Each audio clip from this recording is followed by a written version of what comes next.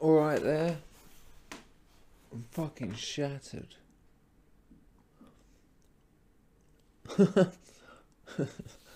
Picking bits out my teeth.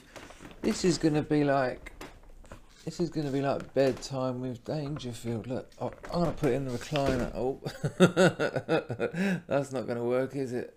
Oh, I don't know. Maybe for a bit. Let's try it out. Now I know a lot of you don't like the new surroundings, but look, most of you know by now that my one aim is to get enough subscribers so that I can essentially blackmail glamour models, porn stars and things like that. Because I'll say, look, I'm going out to 200,000 people, 90% of which of them are men between the ages of 17. Your demographic, my dear, bang, they'll be on her in a shot. Now, I don't think I'm going to get those numbers with ye oldie TV. I know it's nice because it's familiar, but you come to this channel and you see that mouldy old TV and you think this is a mouldy old channel, and then when mouldy old me walks on, look at all the mould on that.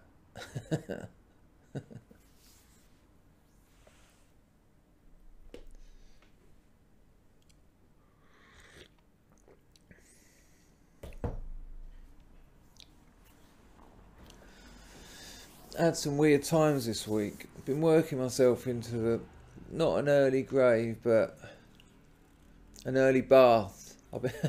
Most days now I've worked myself into an early bath. I'm desperate to get to, to do this emigration thing. It'll be good for this channel as well. I'll be all around Southeast Asia, different places. Oh yeah, I'll be rock climbing. You know what I want to do? I don't know where rock climbing came from. I will not actually be rock climbing. That's why it was a really weird thing to say. Because I will not be rock climbing. But I'll tell you what I'm thinking of doing. I want to do the whole of the Mekong. You know, that massive river that just sort of carves through Southeast Asia. 4 countries, I think. What's that? Maybe Vietnam, definitely. Cambodia. I think a bit of it might even get into Thailand. The Mekong. Go down in a boat like the one in Apocalypse Now. Amazing.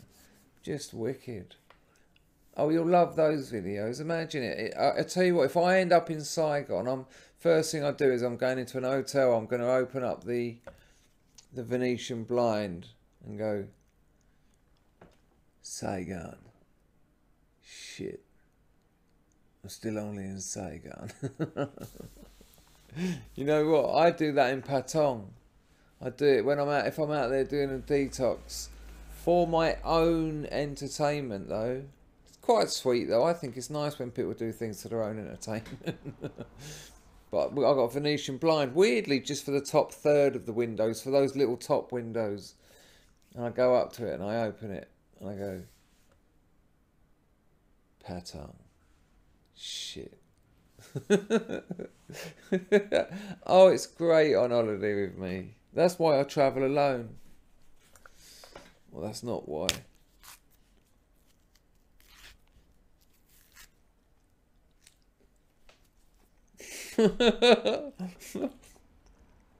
As I opened that banana, I was thinking to myself, is that alright to eat a banana when you're making a video? A bit gross. I thought, no, it's alright, eat a banana. But I got to see what it looked like. And it wasn't pleasant. I proper chomped on that, didn't I? Boom, boom, boom. Now I'm trying to work out how I can eat it discreetly. Anyway. So, this is the trap I'm caught in. It's not a trap. What is it? It's a quandary. Now, I could emigrate to Thailand like this week. There'd be a lot of shit to sort out, but I could do it. And I'd still be working out there. You know, like digital nomads, they call them, people who just go around the world working because their job is internet based, and I could do that. The truth of the matter is, though, if I was living out in Thailand or if I was travelling around Southeast Asia, I'd be making videos like this, and I'd be inspired to, because of all the amazing things that would happen, and they always do. I don't get bored on holidays. Shit happens, man. Honestly, that's one thing I can say.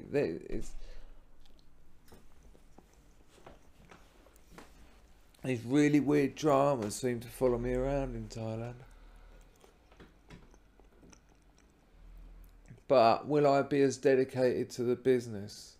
And the answer is no, of course not. What, waking up in that beautiful sun, go down the beach, have a swim in the beach, sneaky pina colada on the beach while you're getting a massage. They do massages on the beach under these sorts of tent things. Lovely, cost you about £2. Just drink that. That's me drinking the pina colada, not suckling for lactation. It's only 12 o'clock. Right, so what have we done already? We've had a nice walk. We got up, lovely sunshine, went down the beach, had a morning swim. That's a cheeky pina colada before breakfast. Doesn't matter, it's Thailand. Then you get your massage while you're finishing it off, just calm you down. Then you go back to your guest house, and then bang, the fruit trolley comes past, the fruit man. Send one of your Thai friends, because you're getting it half price, and they'll say, what? They always ask what you want, and you just say, well, I just want a bit of everything. And they come back with what's basically like a half a carrier bag of chopped pineapple, papaya, watermelon, dragon fruit sometimes. Just insane. And there's an actual thing called a Phuket pineapple. I don't know, I think it's called a Phuket. It might be a Patong pineapple. No, that's too fucking local for an own species. They call it a Phuket pineapple. I don't think my accent helps give that any kudos at all. But they're tiny. They're that big. They're one mouthful. And they know how to... I'll tell you what, actually. There's a side story to this. There's a girl who works at one of Ganya's massage parlours. Her name's Mook. Stands about 6 foot tall. Just a slither of sexiness. Just glides through the shop. She's got long black hair, thick long black hair, all just perfectly straight, goes down to like just the bottom of her spine. And once, well, I used to see Mook quite a lot for a morning massage, and when I was detoxing, a little bit more on the side because it was pleasant as hell. But once I was sort of sitting outside, I was all shivering and shaking, and she said, do you want some fruit? When the fruit man went past, I said, yeah, just get some watermelons and some Phuket pineapples. And she came back, this Mook. Now, bear in mind, I just had sex with her in a prostitution situation. So that, you know, that had happened. And then we're sitting outside, and she knows I'm sick. She knows I'm not well. She's seen me, you know, in the massage parlour on and off for a few weeks. And then she brings these Phuket pineapples back. And she gets one. I go to take one, and she just pushes my hand down. And she gets it. And she gets this sort of, it's just like a knife. It's just like a blade, sorry. There's no handle on it. It's just this weird knife. This sort of weird blade, and she just starts working at this little tiny, like I say, these pineapples are about this big, and she basically cuts a spiral around it, and they've sussed at the spot. They've sussed at those little, you know, the little sort of chewy, horrible bark bits that are drilled into pineapples all around them. Well, on the little Phuket pineapples, if you cut a spiral around them, and then you go back over it, sort of cross-hatching it, they all fall out. It really looks like a hand grenade. One of those American hand grenades, you know, the fragmentation grenades, all the bits like it. And anyway, so she's got this blade, and she's just doing it, and I'm looking at her, and I'm looking at this woman, and she's a 10 out of 10. I've got a photo of her somewhere. I'll see if I can drop it in. Oh, yeah. Oh, you know me, Mr. Edit. That'll happen. If it does happen, it'll be like 1970s cinema. I go, and it'll sort of slightly be off screen. But she's a 10 out of 10. If you saw her in England and she was all done up in the evening, when she goes to the salon, gets all her hair done on top of her head in like these mad curls, and all her makeup. Jesus, man. If you see her in England, she's 10 out of 10 to men, women, and gays.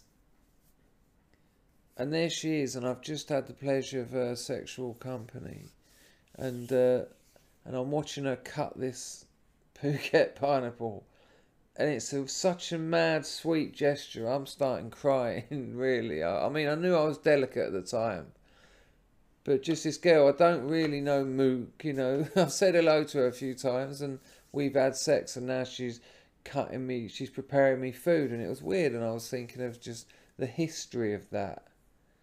But I was thinking, I haven't really done much for her, but those things are what she does. And it was delightful. It was poetic. She was just chopping this thing, and when she'd done it, she held it under a tap. Their little tap. They just all their water comes out, which is delivered daily. Weird. There's no water system there. These big tankers turn up and fill your shop up with water. And then she just handed it to me, and I was just bawling. I was just lovely moment though. Anyway, so where were we? You've had to swim in the water. The water's warm. It's not cold. You never get in and go, fuck this. It's not like stupid England. It's fucking boiling. Cambodia's hotter. You could take a pot noodle into the sea in Cambodia and just scoop up the water. It'd be a bit salty, but it'll cook it. But Thailand, you just go into, and it's just like walking. It's like just walking into a sort of solid, wet version of the same hot air you were previously inhabiting. But that's lovely. So you come out of there, pina colada massage. Then you're going to get some fruit in you. That's a massage on the beach, by the way. Then you're going to get some fruit, and like I say, you're going to send one of the Thai people, and you're going to get it for half price because they go, and they're going to come back half a carrier bag. Costs you about £1.50. Phuket pineapples, watermelon, papaya, dragon fruit, and the mystery fifth, I can't remember. And that's every morning, nice top up on fruit. Then you go for a morning sexual service, perhaps Mook again. Not on that day though, because I hadn't already mentioned her, and that's all right. So you go, and then you just get that out of you. You know, women, I don't think you suffer this like men do. I'm 45 years old. It's never been worse. It hasn't drifted away.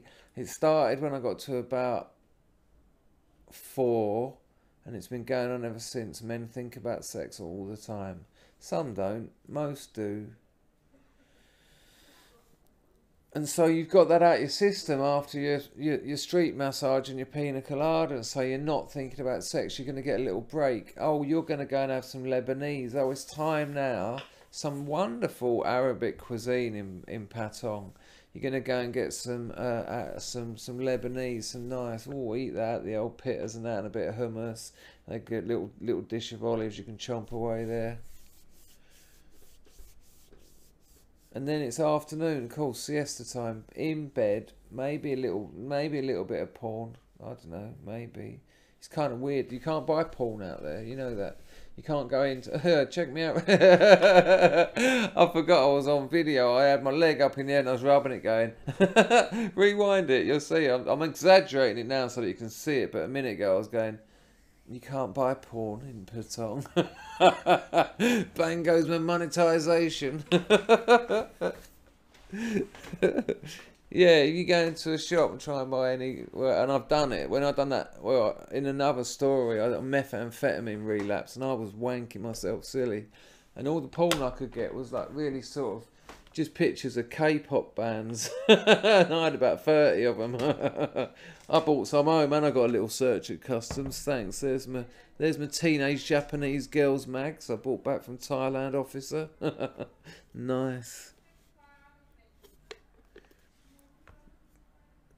Sometimes I've been out there on my mobile phone and typed in something like Pornhub, and a picture of the Kings come up, and underneath it says something like, "You're fucking in trouble. You're not meant to be looking at this." Really, it's very disturbing.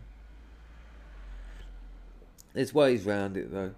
Anyway, up from the siesta, and then the world is your clam. Then you're going to go to a bar, and the bar hires girls to give you company, and then 4 or 5 girls are going to come and join you. They're going to sit with you. You're going to chat with them. You're going to be all right. Then you're going to play pool. You're going to have a couple of gin and tonics.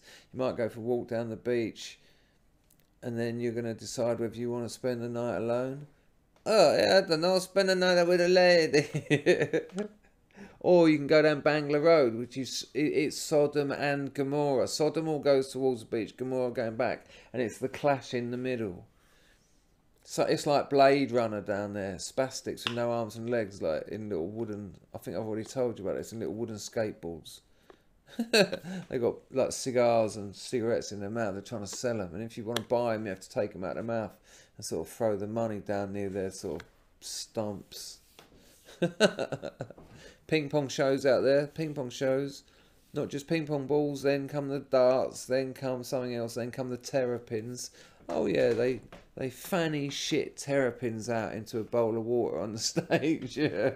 No one's enjoying it. Everyone's going, oh fuck me. And as the objects that come out get more vile, so the women become older and slightly further down the road in that profession, and you can see it on their face.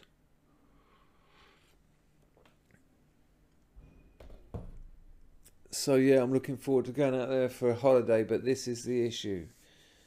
If I spend 2 more years working in this country, that's 2 more years saving a bit of money for the emigration. If I go tomorrow, I'm not going to be working as often as I do now, and certainly not as hard and sort of dedicated, because of what I just explained to you. Look at those days. I don't know if they appeal to you, but imagine your perfect day. That's pretty much mine.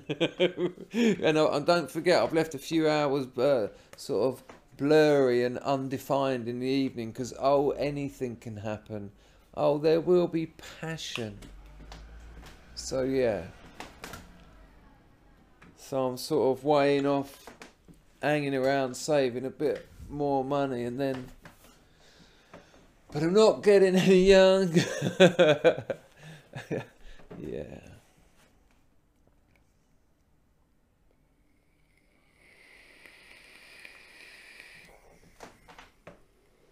I had a good look round the... oh, shit. I had a good look round it. Excuse me. Hang on.